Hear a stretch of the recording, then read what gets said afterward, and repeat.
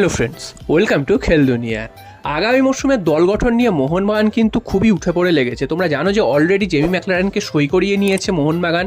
তো এবার কিন্তু মোহনবাগান ডিফেন্সের দিকে নজর দেবে, কারণ গত মরশুমে মোহনবাগানের ডিফেন্সটা কিন্তু খুবই ভুগিয়েছে।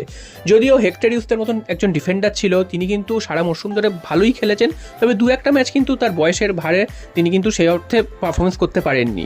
তো সেটা খুব একটা বেশি অসুবিধা হয়নি মোহনবাগানের। এছাড়া বাকি যে ডিফেন্স, যেমন আনোয়ার আলী, তিনি যতটা তাকে ভরসা করা গেছিল তিনি চোটাঘাতের জন্য বাইরে ছিলেন।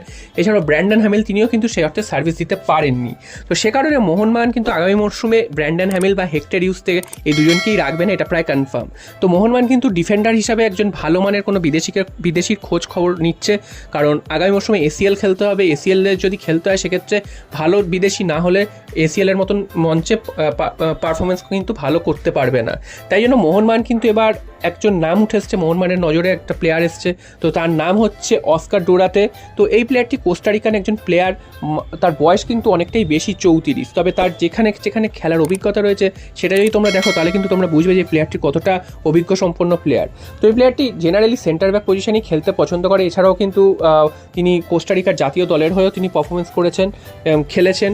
এছাড়াও বিভিন্ন ক্লাবের হয়ে তিনি কিন্তু ভালো পারফরমেন্স করেছেন। লাস্ট তিনি কিন্তু আল ওয়েদাতে খেলছিলেন, যেটা কিন্তু সৌদি প্রো লিগের ক্লাব, এবং সেইখানে খেলা মানে কিন্তু খুবই একটা উন্নত মানের লিগ এশিয়ার। তো সেখানে তিনি খেলছিলেন, এবং সেই প্লেয়ারকে যদি মোহনবাগান নিয়ে আসতে পারে সেক্ষেত্রে ডিফেন্সটা কিন্তু অনেকটাই শক্তপোক্ত হবে। তবে এখানে একটা প্রশ্ন থেকে যাচ্ছে, সেটা হচ্ছে এই প্লেয়ারটি যদি আসে সেক্ষেত্রে তার একটা বয়স বাধা হতে পারে, কারণ 34 বছর বয়স।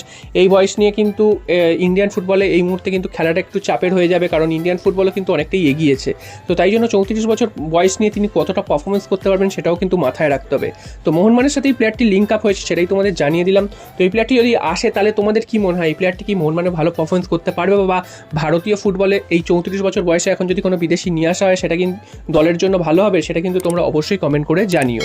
এরপর চলে আসি মোহনবাগানের কোচের বিষয়ে। তো তোমরা জানো যে সার্জিও লোবেরার নাম মোহনবাগানের কোচের পদে উঠে এসেছে, এবং হাবাস আগামী মৌসুমে থাকবেন কি থাকবেন না এটা কিন্তু একটা বড় প্রশ্নচিহ্ন, কারণ হাবাস কিন্তু কিছু কিছু জায়গায় নিজেই জানিয়েছিলেন যে এটাই তার লাস্ট মরশুম, তিনি আগামী মরশুমে হয়তো কোচিং করাতে পারবেন না, কারণ তার শারীরিক কন্ডিশন কিন্তু খুব একটা ভালো নয়, সেটা কিন্তু এই মরশুমেই আমরা দেখতে পেয়েছি।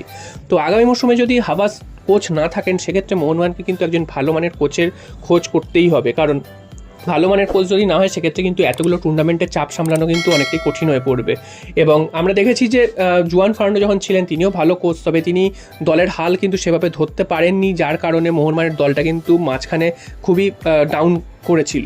এবং তারপর হাবাস আসার পর মোহনবাগানকে আবার তিনি পুরনো ছন্দে ফিরিয়ে এনেছেন।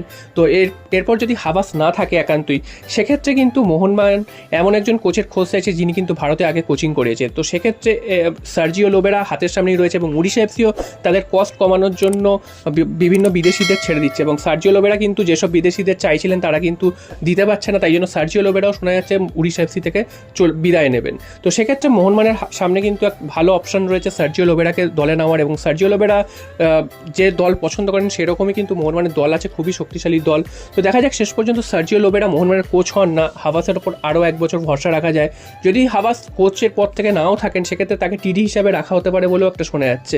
তো তোমাদের কি মনে হয়, হাবাসকে তোমরা কোচ হিসেবে দেখতে চাও নাকি সার্জিও লোবেরাকে তোমরা কোচ হিসেবে দেখতে চাও, সেটাও কিন্তু অবশ্যই কমেন্ট করে জানিও। এবং ভারতীয় ফুটবলে দুজনই কিন্তু খুব সফল, এবং দুজনের মধ্যে যে লড়াইটা হয় সেটাও কিন্তু দেখার মতো।